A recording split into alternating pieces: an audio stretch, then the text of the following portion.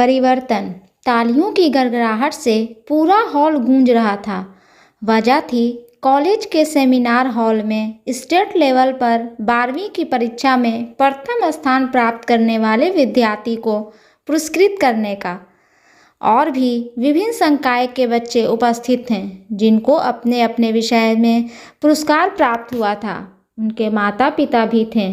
सिर्फ महिमा ही ऐसी थी जिसके माता और पिता दोनों हम ही थे। उसके दादू। महिमा को आज पुरस्कार लेते देख दादू की आंखों से आंसू छलक पड़े। 1 मिनट के लिए वह अपने अतीत के पन्नों को पलटने लगे। महिमा अपने माता पिता की इकलौती बेटी थी। बहुत प्रयास के बावजूद भी अंकाशा और मोनू का दूसरा बेबी नहीं हो पाया था। इसलिए महिमा उसकी कमज़ोरी बन गई थी। वह जो कहती सही बात तो भी और गलत बात भी कहती तो भी सारा कुछ मोनू उसका पूरा करते रहता, जिस वजह से वह बिल्कुल बिगड़ाए स्वभाव की दिनों दिन होती जा रही थी। उसका पढ़ाई में तो बिल्कुल ही मन नहीं लगता था। मुझे इसकी चिंता हमेशा होती थी। कुछ पढ़ लिख ले तो एक अपनी अलग पहचान बनाएगी। आजकल लड़का क्या लड़की क्या दोनों पढ़ते हैं। दोनों बड़ी बड़ी ऊंचाइयों पर पहुंचकर अपना झंडा लहरा रहे हैं। कुछ बन जाती तो मुझे भी बहुत खुशी होती। इसी वजह से मैं उसे एकांत में समझाता, लेकिन वह नहीं समझती क्योंकि माँ पापा का साथ जो था उसको 1 नंबर की मुफ्त होते जा रही थी दिनों दिन। समय का चक्र सबसे बड़ा होता है और कब किसके व्यवहार में कैसे परिवर्तन ला दे, कैसे किसी को इतना बदल दे, सब ऊपर वाले की कृपा है। लेकिन महिमा को बदलने का जो तरीका था ईश्वर का, वह बड़ा ही दुखद था।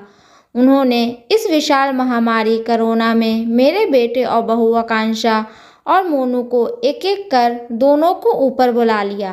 लाख कोशिशों के बावजूद हमने उसे नहीं बचा पाया।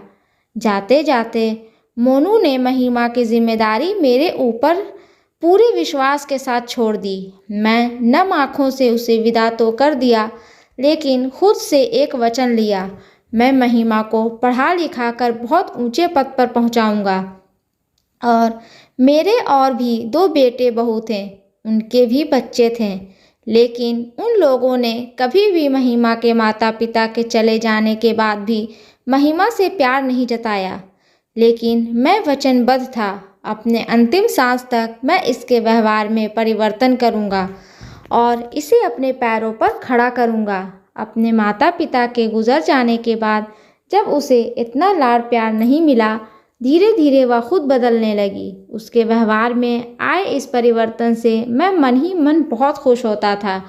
मैं हर संभव कोशिश करता कि मैं इतना लाड़ नहीं जताऊं जिससे वह फिर से पहले जैसी हो जाए। दिल में बहुत प्यार था, लेकिन ऊपर से मैं हमेशा बहुत ही सख्त बना रहता। यह ज़रूरी भी था उसके लिए, मेरा सख्त बने ही हुए रहना। मैं उसको किसी चीज़ की कमी होने नहीं देता। जो ज़रूरत की चीज़ें थी वो मैं पूरा करने की पूरी कोशिश करता था। वह भी दिनों दिन बहुत खुश रहने लगी थी और अपने व्यवहार में पूरे परिवर्तन ले आई।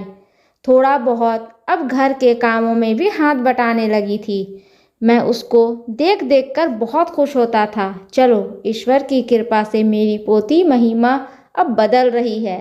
मैट्रिक परीक्षा में भी वह बहुत ही अच्छे नंबर से पास हुई थी और आज उसको देखकर मेरे बेटे और बहू दोनों बहुत खुश हो रहे होंगे। हो भी क्यों नहीं, महिमा के व्यवहार में परिवर्तन की वजह से ही तो आज उसे ये पुरस्कार मिल रहा था।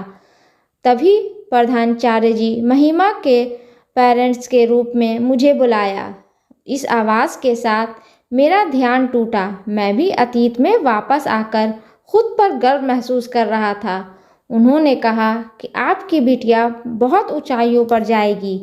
मैं कुछ बोलता उससे पहले प्रधानाचार्य जी ने माइक थमाते हुए कहा कि महिमा के अच्छे परवरिश की वजह उसके दादू हैं। माता पिता दोनों का फ़र्ज़ अदा करते हुए उन्होंने महिमा को इस काबिल बनाया है कि वह अभी भी भविष्य में खुद के बदौलत अपनी एक पहचान बना सकती है। महिमा के लिए एक बार और तालियां हो जाए। और महिमा के दादू उसमें आए इस परिवर्तन को देखकर फूले नहीं समा रहे थे। घर आकर महिमा को गले लगाते हुए बेटे बहू की तस्वीर को देखते हैं और कहते हैं कि मैं अपना वचन धीरे धीरे पूरा करने की ओर हर संभव कदम बढ़ा रहा हूँ। दोस्तों, अगर ये स्टोरी आपको अच्छी लगे तो प्लीज़ इसे लाइक करें, शेयर करें एंड सब्सक्राइब करें। और इस स्टोरी के बारे में आपकी क्या राय है हमें कमेंट बॉक्स में ज़रूर बताएं। और हाँ, बेल आइकन को प्रेस करना ना भूलें, क्योंकि ऐसे ही आने वाली स्टोरी आप तक सबसे पहले पहुंचती रहेगी। धन्यवाद।